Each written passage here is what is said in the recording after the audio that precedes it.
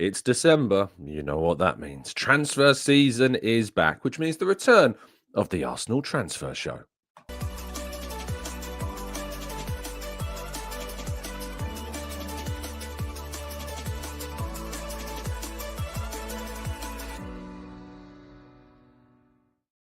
Hello and welcome to the Gooner Talk, joining you every single morning at 8 a.m. UK time for what is the first Arsenal transfer show ahead of the January transfer window. Of course, we do these a month before the opening of the next window, which in the case of January, of course, will be the start of December. I wasn't able to start it yesterday because we did our Raw reaction show from the West Ham game, but it's good to be back and with a focus more so in the coming weeks in the build-up to this winter window on the movements in the market and hopefully some movement surrounding Arsenal as well and some players that they could sign, because as we've talked about before, there are no excuses from my perspective for Arsenal not to spend money during this window and to land themselves some reinforcements during the winter. Good morning to those joining us in the chat box. Olawale, Matt G, Jamil, A1, Damien, Stevie. We've got Paul who says, good morning, Tom and TGT Global Community again. Thank you for from me and my fiance for all the kind messages left yesterday. Now I just want Arsenal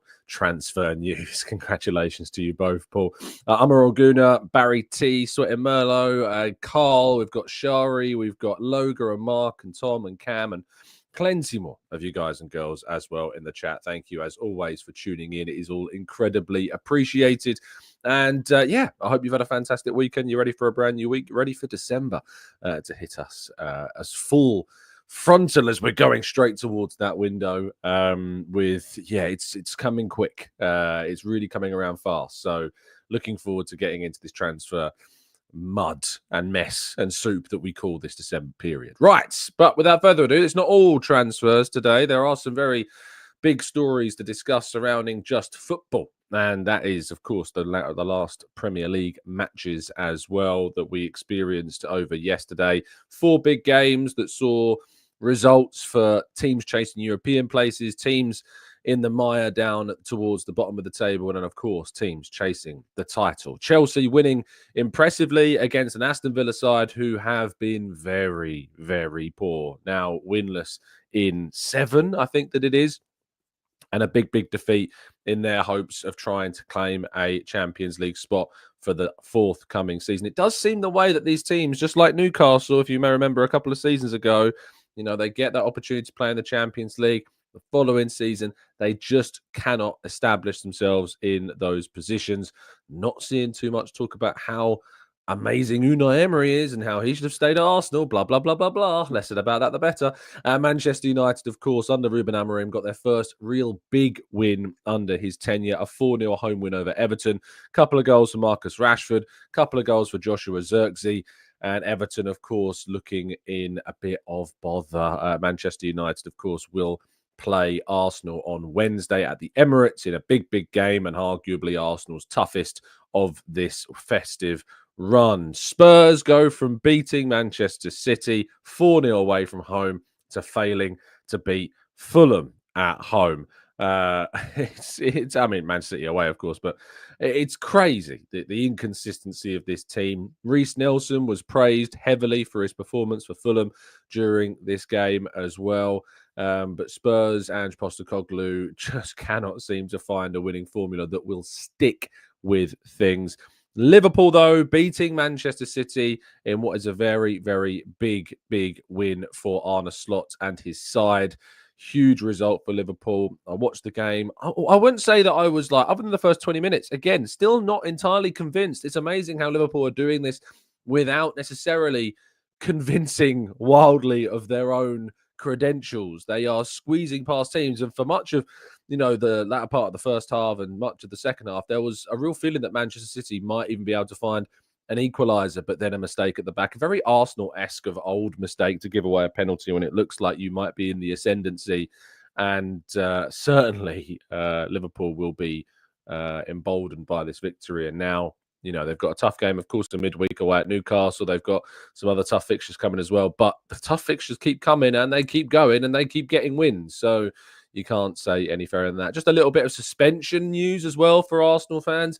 Both Lisandro Martinez and Kobbie Mainoo of Man United picked up second yellow cards in the game against Everton.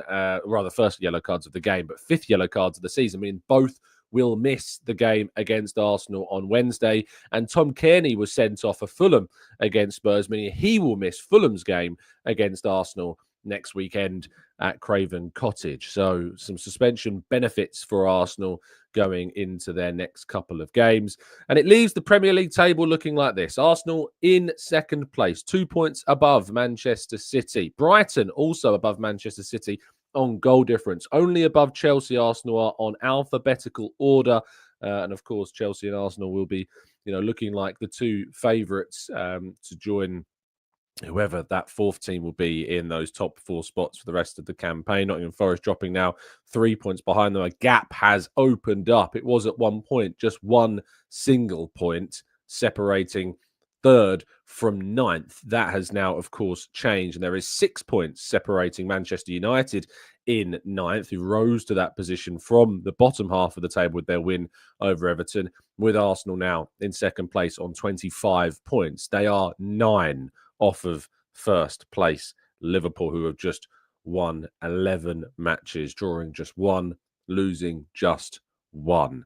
So plenty of football still to play, but Liverpool are very, very comfortable sitting pretty at the top of the table, leaving other sides like Arsenal and Manchester City with very, very little room for error, if at all, moving forwards. But plenty of football, as I say, still to be played. Down at the bottom of the table, Southampton sitting there on on 5 points from their 20th place. Ipswich Town on 9, Wolves on 9, Crystal Palace on 9, still having only won one game, Ipswich, Palace and Southampton. Everton's defeat to Man United sees them just 2 points above the drop. Leicester City 1 point above the drop, with Ruud van Nistelrooy now taking over as head coach, of course. And Arsenal's win over West Ham sees them as the next nearest side down in 14th place. They're 5 points above the drop as well. Aston Villa in 12th in the league now, but still only 6 points away from second. It shows you just how competitive the league has been outside of that number one spot this season. But the biggest news, I think, of the weekend, outside of Arsenal's victory and the Manchester City-Liverpool game, I think falls to Arsenal's under-21s team. They drew 1-1 in a game against Brighton, but it wasn't to do with the scoreline as to why this was such a impressive or rather newsworthy story. Tommy Setford was in goal, of course, Arsenal's third choice goalkeeper at the moment, but again, still not the main story. Josh Nichols also playing right back despite being on the bench for Arsenal's senior side against West Ham. Again, not the main talking point of this. In fact, if you run through the entire first 11 of the game against Brighton for the Arsenal under-21s, it's nothing to do with any of those players. It's where you drop to the bench where you finally see what this big story is about, and that's 14-year-old Max Dowman, who was on the bench for the first time for the under-21s and came off the bench in the second half to make his under-21s debut at just 14 years of age. An incredible achievement, a really exciting young player, making some big, big moves in this setup, in the youth side. Arsenal showing him that progression, showing him that pathway. Yes, there's lots of interest from outside of Arsenal, as there always is with young players, but he's Arsenal's player at the moment in time, and Arsenal are doing everything they can to showcase what pathway exists for him as a potential option for Arsenal moving forwards. Very exciting to see what he can produce for Arsenal and how the club will use him maybe in a senior setup. He's already doing training with the Arsenal first team. He's always involved in Arsenal first team training quite a lot. Ethan Nwaneri, as we all very much well know, made his debut at just 15 years of age. And by the time that FA Cup third round game comes around next year, Max Dowman, I believe, will indeed turn 15 years old. So he turns 15 on New Year's Eve. Born in, wait for it, it's going to be painful, 2009. He was born in, and could yet, you never know, maybe be part of a squad in a senior setup. At the very least, maybe we'll see him in pre-season. Who knows? But it's very, very exciting. I don't know why I said under-18s debut. Sorry, on the screen. It's meant to say under-21s. My bad. But the big transfer stories of yesterday was surrounding the replacement for Edu Gaspar as a sporting director or kind of that position that Edu, of course, previously held.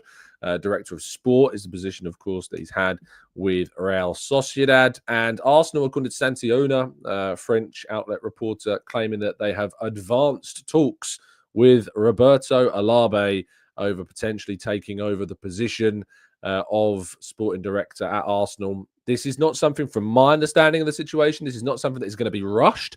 It's not something Arsenal are kind of really accelerating with to try and get done. It is something that both Olabe and Arsenal are willing to be patient with. We know that after his kind of decision to step down from his role with La Real, that he will be spending time with family. So, yeah, very, very, very interesting to see if Olabe does turn out to be the guy that Arsenal move for. I think it makes complete sense. He's obviously had relations with, from a sporting sense, with Mikel Arteta in the past. There's a lot of Arsenal talks that have been held with the likes of Kieran Tierney. We know that Nacho Monreal, of course, moved in that direction as well. His philosophy, his idea, his squad building and the success at Real Sociedad, taking them to a first trophy in more than 30 years because of the work done with the squad. Mikel Merino, of course, having just signed for Arsenal. And there is, of course, the other side of the story, which is Alexander Isak, who was linked with, and has and continues to be linked with Arsenal very heavily. Olabe was the big reason behind that deal, which saw him move from Borussia Dortmund to Real Sociedad all those years ago. And now perhaps that could be an edge in any potential talks Arsenal could have in trying to convince the Swedish international to try and sign for the club in the summer. Olabe has a fantastic record, and I think it would be a really smart, shrewd appointment by the club. Of course, we don't know of how he might get on until it happens, but I think all of the signs, all of the signals, all of the indications are it would indeed be quite a smart one for Arsenal to do. But we will wait and see and update you on any differences and changes in the story as indeed it does develop. Well, let's go to part two and your questions on transfers and more right after this.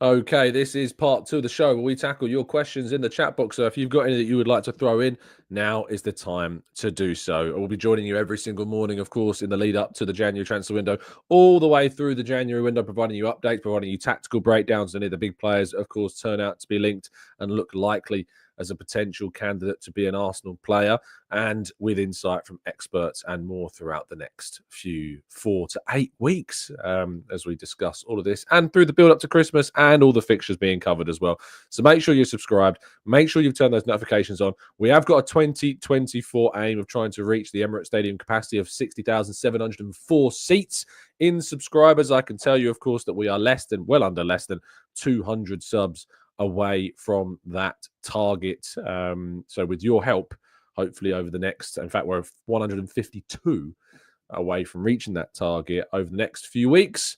Maybe we will get there. So if you're not subbed, head over to the YouTube channel. Make sure you're subscribed. If you're listening on audio platforms, head over to YouTube. Make sure you're subscribed. Make sure you're dropping a like on the video and subscribing if you're new. Right. Okay. Let's jump into the chat box and tackle some of your thoughts, shall we, on some of the things that we've been talking about.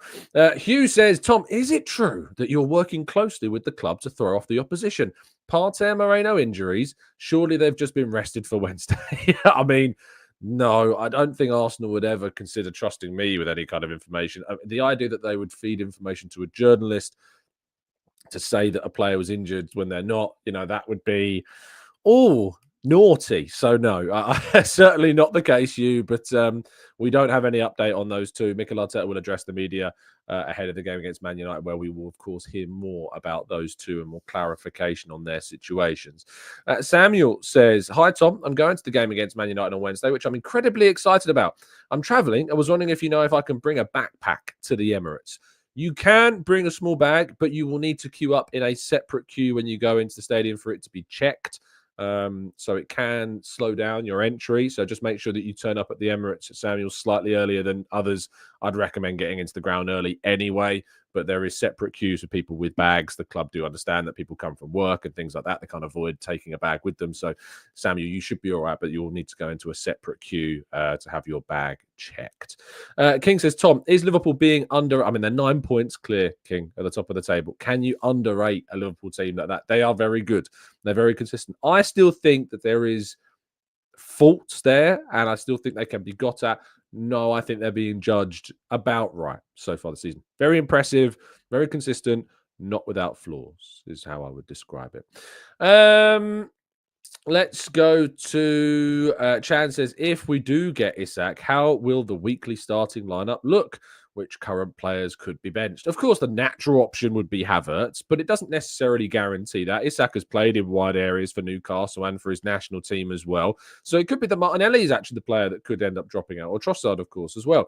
It could be that he plays with Havertz. It could be he plays with, with Martinelli or Trossard.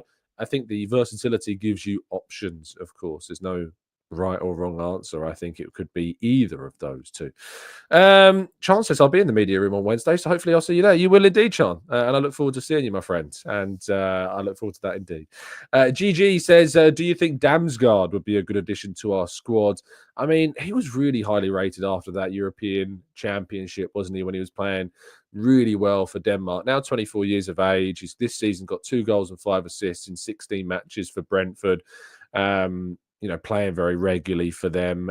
I'm not sure, though, if he's of the required level that would make Arsenal move for Damsgaard at the moment. I think he would be one of the players they signed maybe 3-4 years ago, but not really now. Alex says, I do hate how Slot is being lauded for doing such an amazing job in his first season. They never mention how he inherited a team with a winning mentality. I mean, he should be praised, to be fair. I understand where you're coming from. The frustration for me is when Arsenal's kind of talk comes into it, because the Arsenal situation and the Liverpool situation are entirely different. Like, they're barely even comparable in terms of how both managers took over the teams of where they are when they were taken over. But I understand where you're coming from, but Slot has still done a really good job. He has changed things at Liverpool. He has made them more pragmatic. He has made them harder to beat. And he has made them look a little bit more assured than perhaps they were under Klopp, where they were just kind of a chaotic side that would just outscore everybody. So I think there is a relative amount of praise that has definitely been earned to this point, but I still think there are, some areas that they could improve and that leave the door open, I think, for a potential slip up later on. Ajmal says, if Liverpool win the league, is it fair to compare Arne Slot's season and Arteta's first season, where we had a similar start and fell short in the end? I mean, I wouldn't be comparing this season and Arteta's season 4 years into a project. No, of course, you're looking at kind of the similarities and differences between the seasons that they've taken over, the squads that they've inherited, the business that's been done. All of these things are important to point out. But Arsenal's situation last season, they faced a Manchester City side that were an absolute juggernaut, picking up, 90 plus points and winning games time after time. Liverpool have had such a fortunate scenario this year so far, where other teams have had serious issues that have cost them dearly. Man City losing Rodri, of course, being a huge one. You're welcome, Liverpool, because of course he got injured in that game against Arsenal.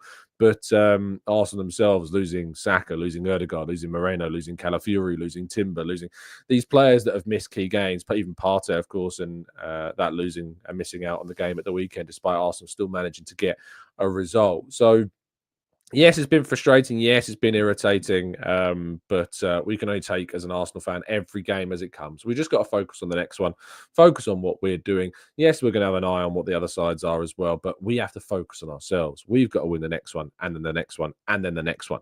That's the most important. RRDM says, we may not win the league as Liverpool looks good. So let's remember that we have a chance for competing on other competitions as well. And we will consider this season a success if we win one of the available cups. There's been a lot of emphasis on making sure that Arsenal pick up a trophy. The league is not everything. There are other competitions that Arsenal are involved in. The Champions League. We're in the quarterfinals of the League Cup against a side that we should be beating at home at Crystal Palace and making their way to at least a semi-final.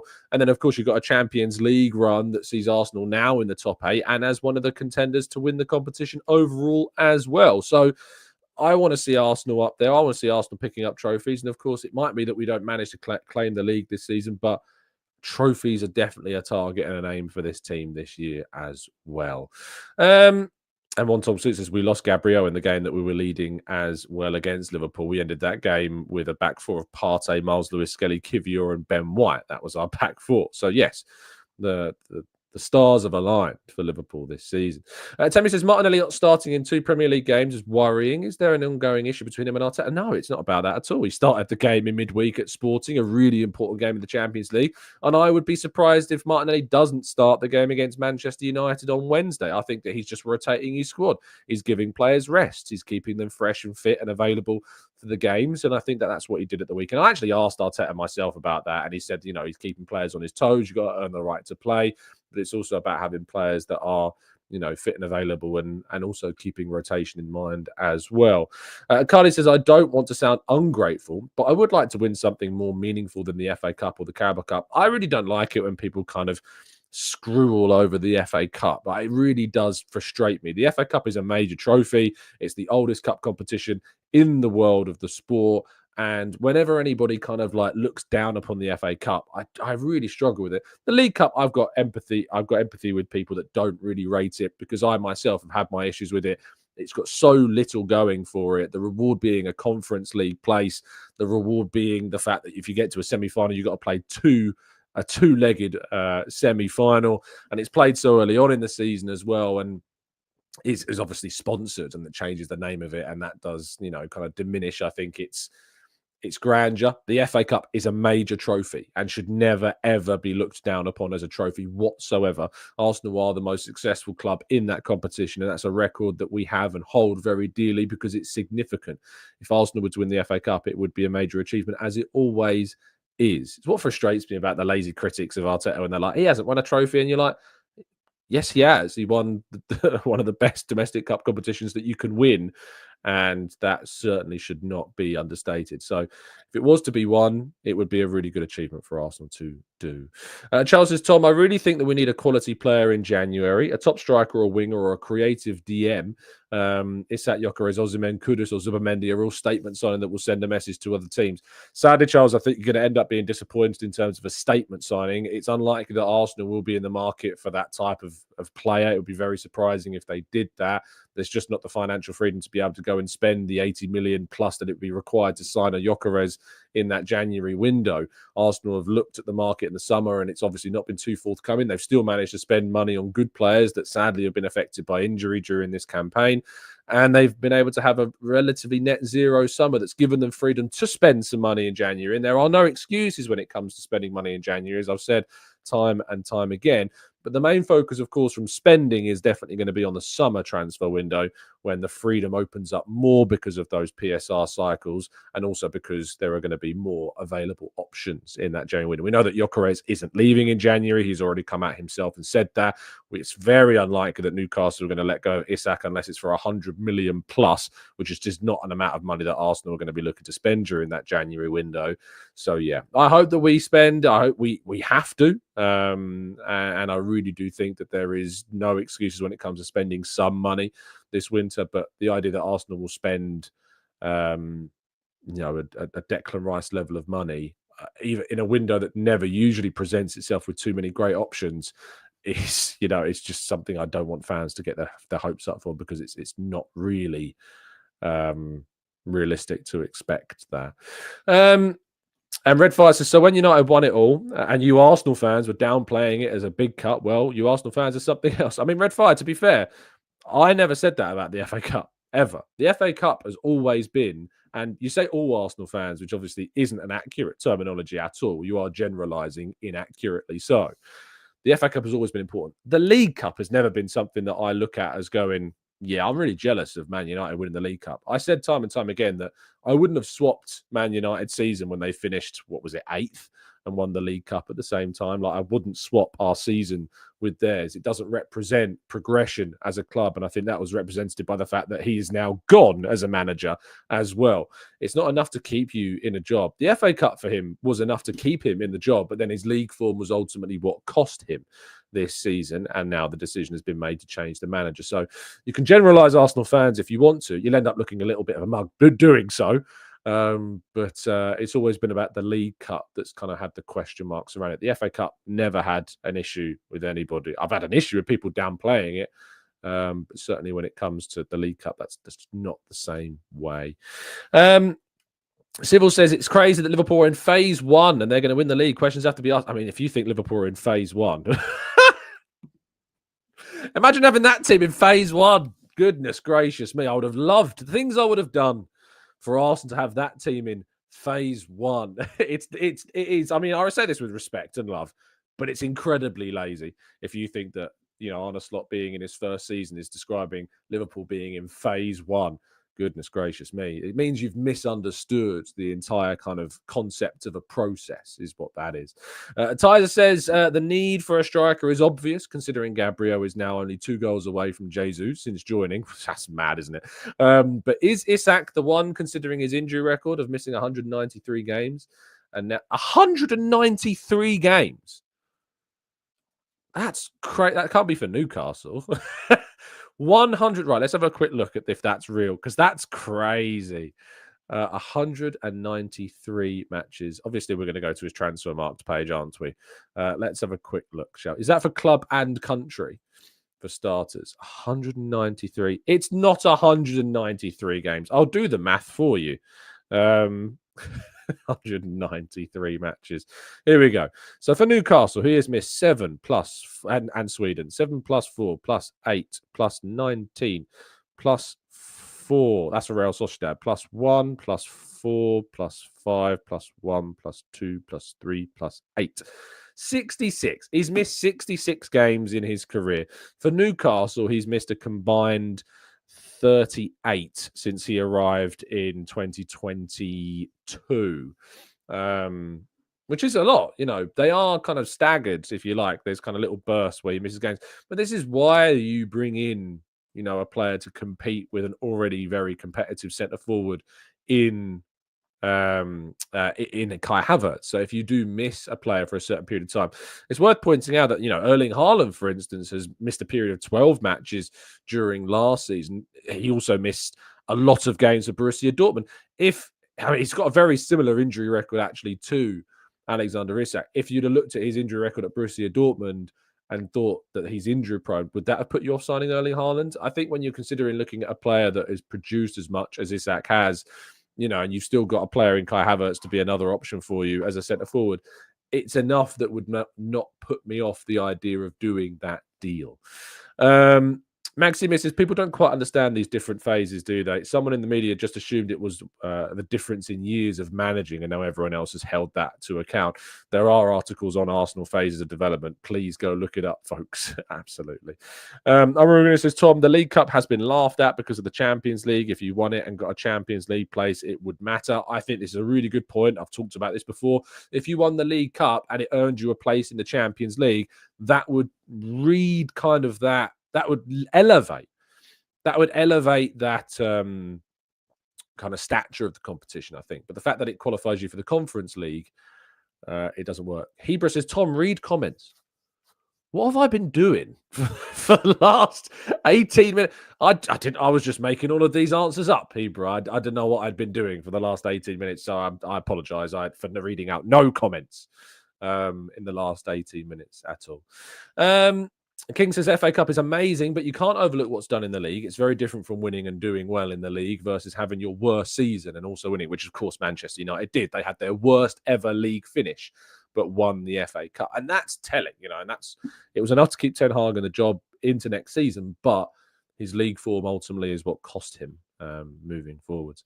Amira says, I know why everyone is comparing Slot to Arteta, but if we're being honest, he should be compared to Klopp during the last few years of the season because it's basically the exact same. I mean, it is the exact same Liverpool team, exactly. And the big kind of irony, and I don't get bored of pointing this out because I think it's a really important point to talk about, is that those that have wanted Arteta sacked, you and I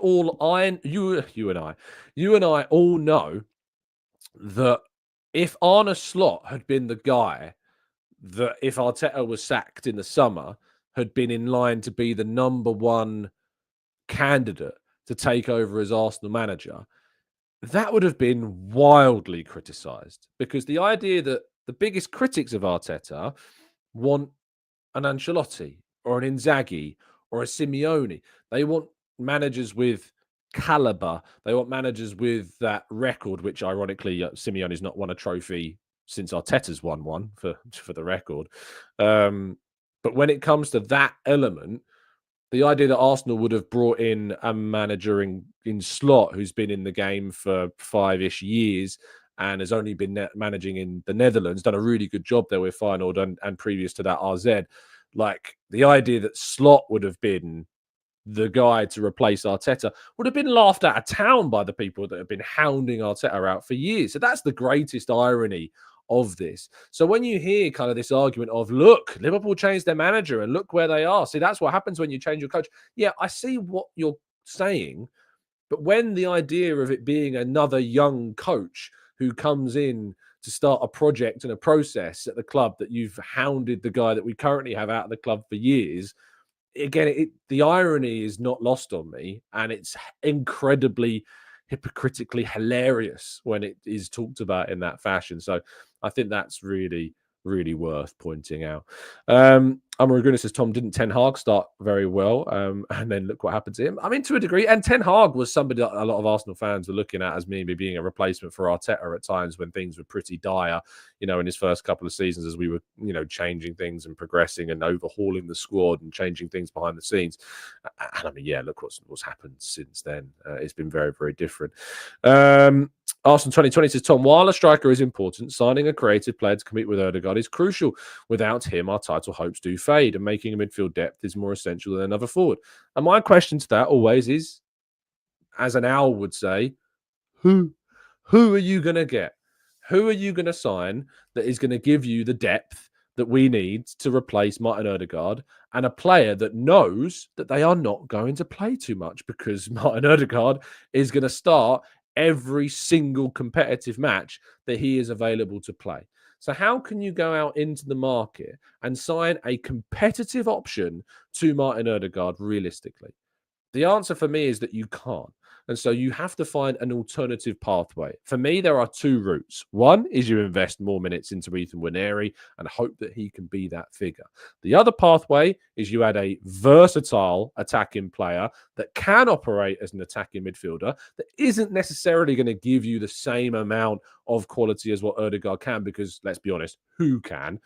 But that can operate more successfully than, say, Trossard can, who, if we're being honest, didn't do that well when playing there. So I think that is the question mark that you have, is can you sign a player that is of a starting quality perhaps on the left-hand side, but that can also cover in the middle should you need them to, and can also perhaps cover on the right if indeed we do lose Bukayo Saka. That's what you have to find.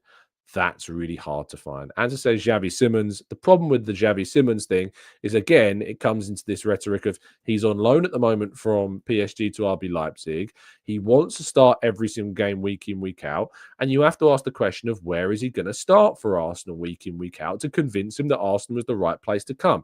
He's not going to start on the right because Saka's there. He's not going to start through the middle because Ødegaard's there. And you could argue that, is he necessarily a better player than Martinelli?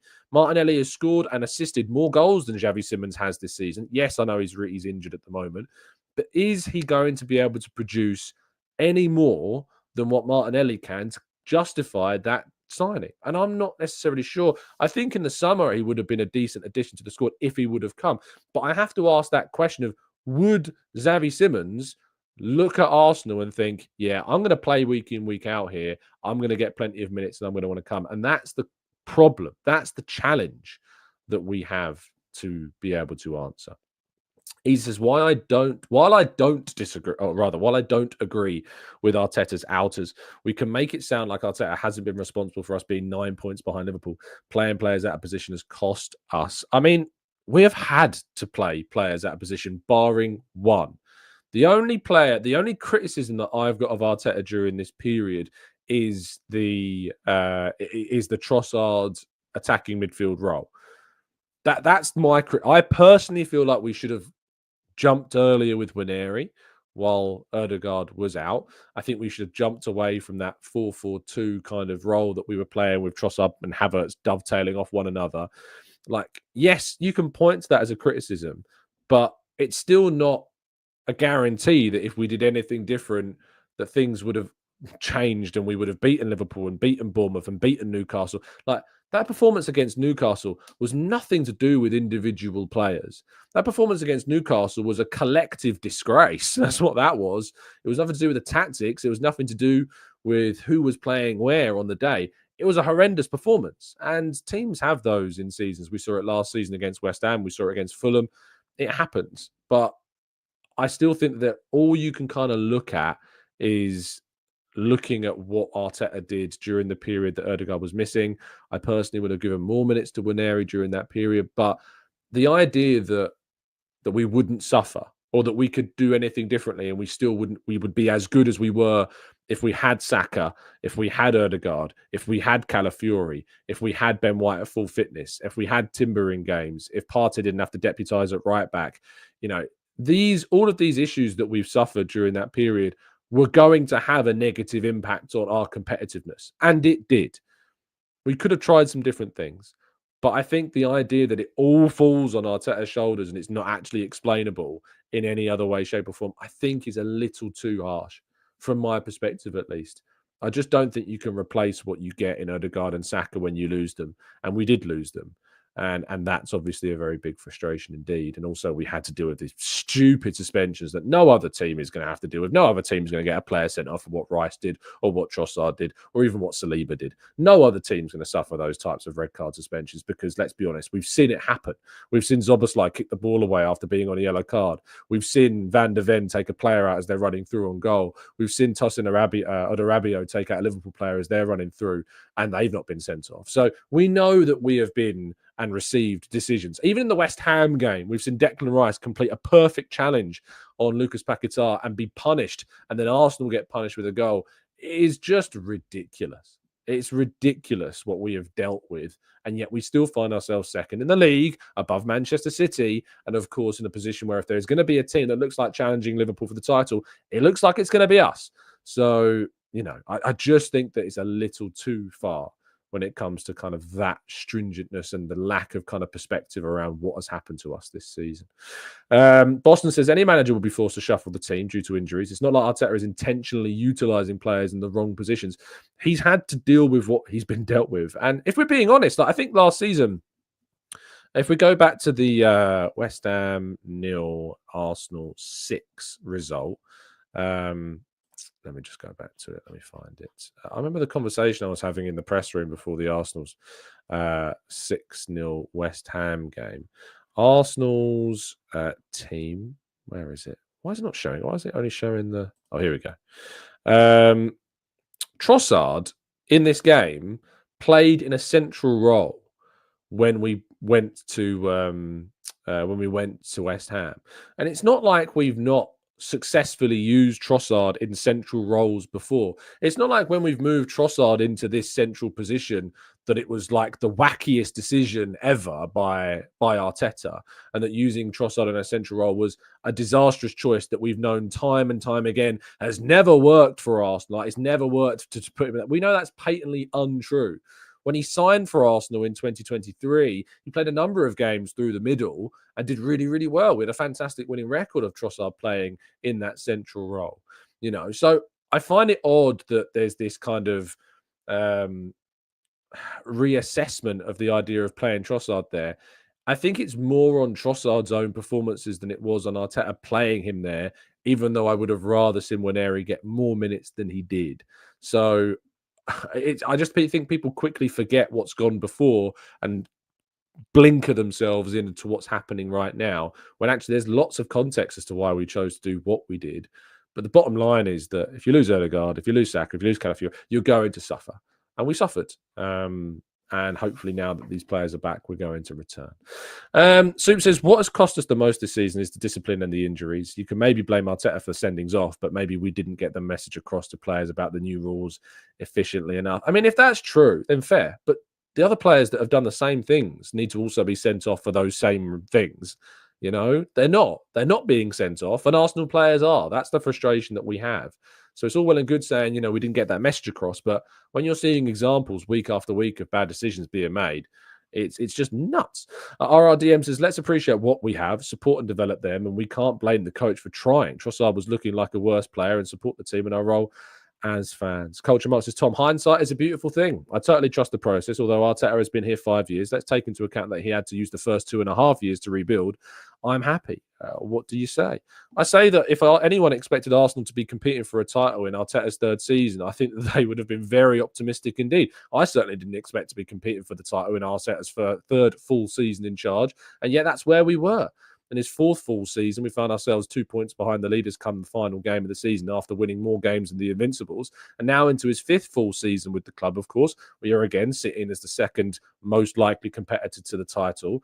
It's just frustrating that it's not against Man City, who have dropped off, and it's a Liverpool team that have had a brilliant, brilliant run, and a lot of things fall their way. So that's the reality of where I find ourselves. Hopefully, of course, being in a cup quarter final, being in the top 8 of the Champions League phase is also going to set us up for a really exciting second half of the campaign as well. Alvamod says, Damien, did Liverpool get 3 ridiculous red cards? Have they suffered the injuries on key players that we have? Have Liverpool been lucky with the timing of when they faced those big teams? And I think that's a really fair point. Like, if you look at the difference between Arsenal and Liverpool seasons, it's huge differences between the two. Arsenal's first 5 games were ludicrous, like of what we were given, and yet we still managed to get some really strong results during that time. Winning at Villa, winning at Spurs, being seconds away from winning at Manchester City when they were fit, when they had Rodri starting that game. You know, so that's, and we were down to 10 men for, you know, more than a half of football. It sucks, but that is the reality, and that's the sympathy that I have for this team and for this season and for where we find ourselves right now. Nick says we're above City, and so we have done what we said that we haven't. Liverpool have had a fantastic run, and that's obviously a different thing. Greenland says, what a deluded fan. Greenland, if you disagree with me, I'm more than willing and open to open up the forum to yourself to come and tell me why. Just leave me a message in the comment section. I'll be happy to host you, and you can come on and let me know what it is that you disagree with and why. This is always, as I say, an open forum, and I'm more than willing to host different points of view and opinions if indeed you think that is the case. So just let me know, and we'll open up the phone lines for you. Culture Mark says, Tom, I predict that Liverpool will drop off and struggle to handle a slump. Remember where you heard it first. Mr. Doogie says, it's interesting where Waneri's going to settle. I think we all agree Erdegaard will start every game. He can, the same as Saka. So in theory, it's the left 8. He is such a talent. I doubt that we will use him like Trossard. I think that Waneri's minutes, of course, could have been more. There is some caution behind his development and behind his use of minutes by Arteta. And I sincerely hope that we do get to see gradually more and more. And he's coming on in every game. You know, I think there's a really good chance we see him start the match against Crystal Palace in that League Cup quarterfinal next week. I really hope that we do, because it would be great to see it. Soup says, I do agree that we do seem to be the benchmark for new rules in the Premier League. And I'm just saying that if we wanted to find a reason to blame Arteta, maybe it would be that. Elias says, Arsenal fans need the title this season. It's getting tiring. We need the title to uplift fans, more important. If it's getting tiring for you, then go and speak to fans of other clubs. Because my goodness me, the entitlement that some have, it's so arrogant. Like, Arteta gets labelled at times as an arrogant manager. The fact of the matter is we have some of the most arrogant supporters in the world. Thankfully, we have a pretty humble community here by the most part.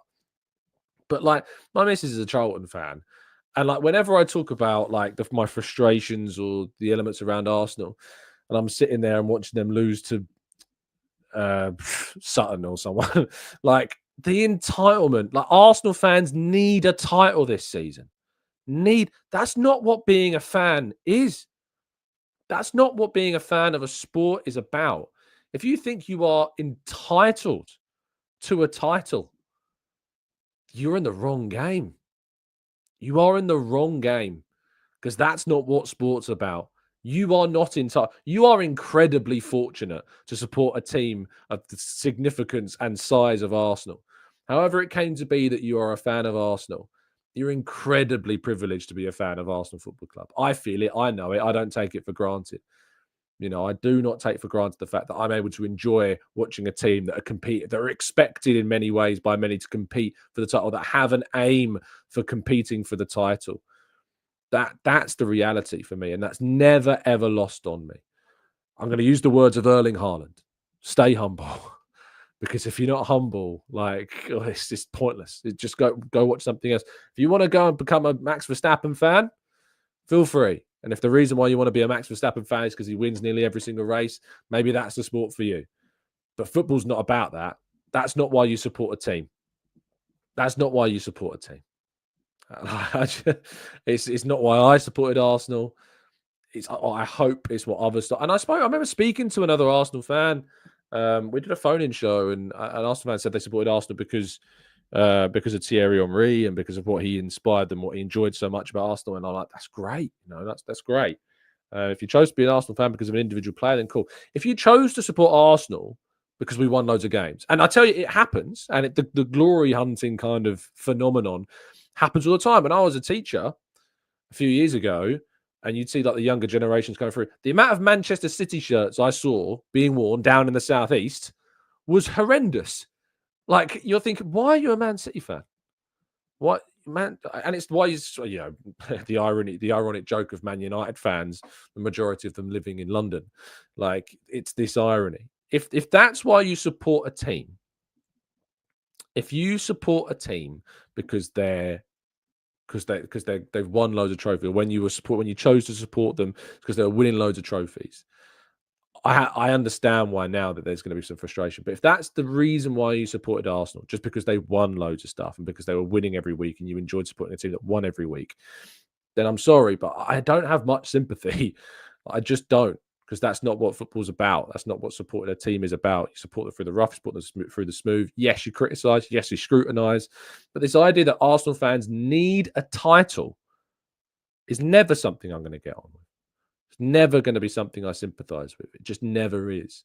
So yeah, Greenland.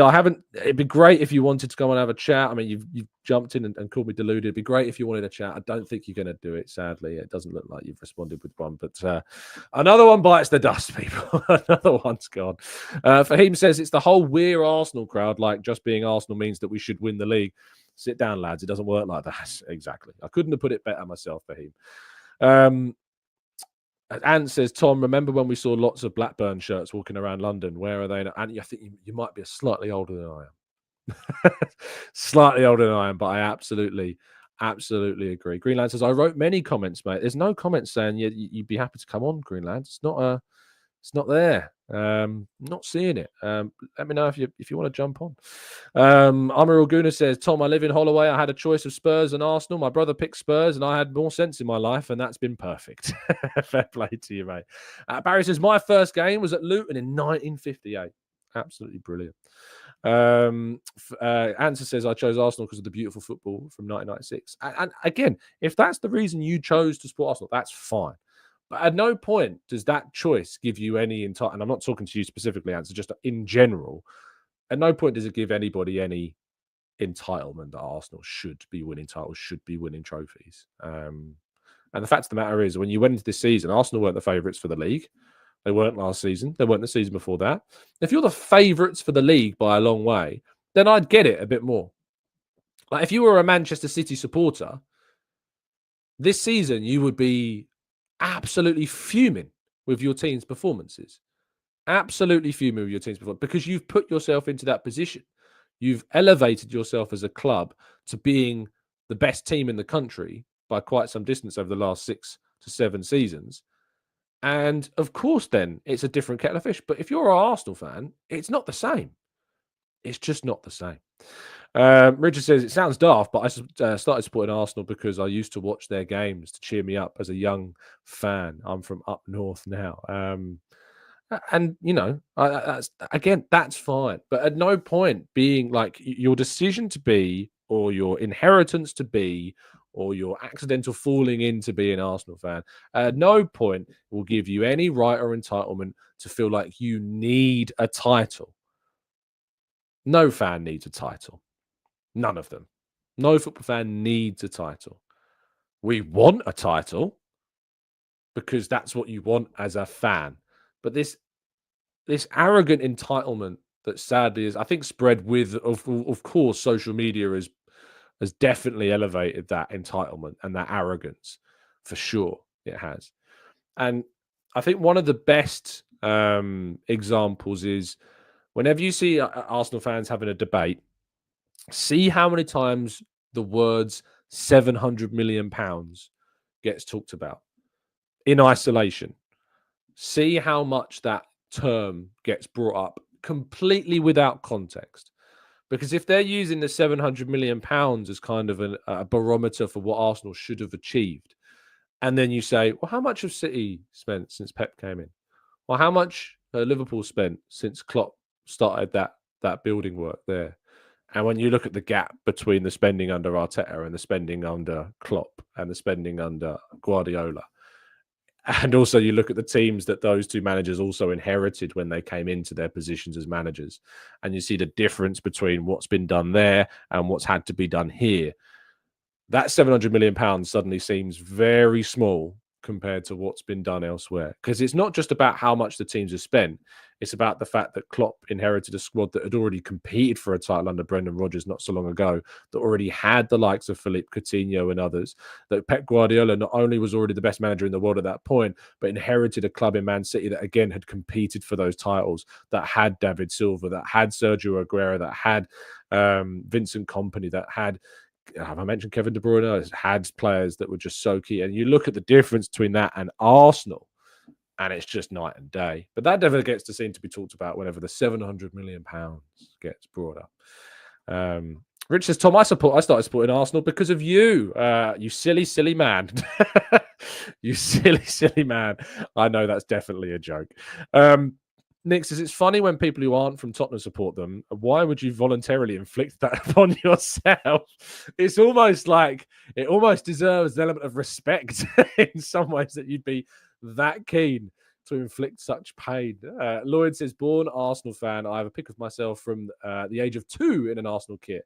30 years can. And by the way, it should be pointed out, if you chose to support an Arsenal fan because, you know, you like Thierry Henry or because we were a very successful side, or if you inherited it as a fan and you've been going to games since you were, you know, in the womb, you know, in a ridiculous amount of time, it doesn't make you any more of a fan than anybody else, for the record. I think that's really important to point out.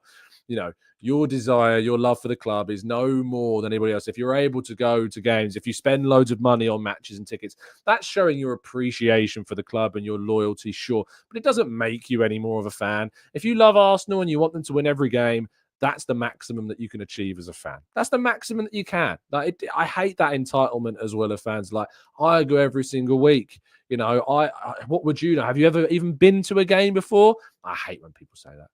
The only time it ever comes into any kind of real legitimate conversation about going to games is to get an understanding of the atmosphere, is to get an understanding of the match going fans' opinion on what they see week in, week out in the ground and with that atmosphere, because it gives you a different perspective on things if you're going to games, but it doesn't make you any more of a fan than anybody else.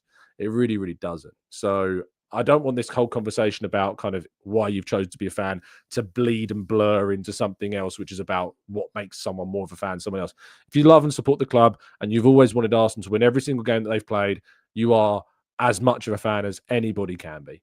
And that's the reality. And when you think about fans from abroad, and we've talked about this before, it's getting up at a ridiculous time every single time Arsenal have a game, or staying up to a ridiculous time every time. That in itself is a great show of loyalty, as much as going to any game is.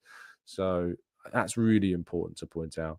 Manali Cream says, I don't really see a big issue in fans expecting a title after 5 years and 2 challenges. It's in our nature to want more. There's nothing wrong with you wanting that. If you expect it, that's the problem. That's the issue I've got. You're not entitled to it. You're just not. You can want it, but you can't expect it. Not with Arsenal being where they are. If you were Manchester City, you could. If you were a Man City fan over these last few years, you definitely could, because you've risen to be the best club in the league by a country mile. You spent more than everybody else. You got the best manager in the world. You got the best players in the world. You got the best player in the world. Yes, you can expect it, but not as an Arsenal fan.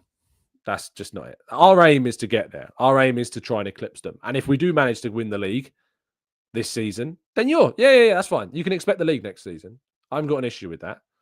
If we win the league this year, you've proven yourself as a title winner. I've got no problem with that. But until we're there, you can't. It's just not how it works. It's just not how it works. That's not what sport's about, especially for the team that are not the favourite. It's just not it. Usain Bolt expects to win when he was in his prime, those 100-meter races. Everybody else in that race, outside of Usain Bolt, did not expect to win. They absolutely wanted to, and they all aimed to win it. But when you're racing against Usain Bolt, only he's expecting to win. And that's the same as what it is for Arsenal being in a race with Man City, as it has been. And if any of those other runners beat Usain Bolt in those races, it would have been a huge surprise. And it wouldn't have been anything that anyone expected. So that's the difference. And until you win that race, until you've won it and shown that you can do it, that's when you can expect it. But it's just different. Ringside Perspective says, you just make up the rules. Again, I don't expect the faceless accounts to ever show up their faces on here. But it's easy to hide behind a keyboard and type what you like. But I'm here on camera saying how I feel, what I want to say. And that's all I can do. But there you go. That's done quite a good hour of football, I think, today. Thank you so much for listening. Really appreciate it. And I really do appreciate all of you being here, as always. If you will join me tomorrow morning, I would also appreciate that. I'll be back with another show rounding up all the latest Arsenal news from the last 24 hours. It is now the Arsenal transfer show, so we'll be trying to bring some insights on the January window ahead of each day. And I also joined FK over on Latte Firm yesterday evening. We talked about the game against West Ham. We talked about the title race. We talked about Liverpool. So go over to Latte Firm and listen to my chat with FK over there as well. Before you go, please do drop a like on the video and subscribe if you're new. Stay safe, stay well, stay happy and respectful. And as always, up the Arsenal.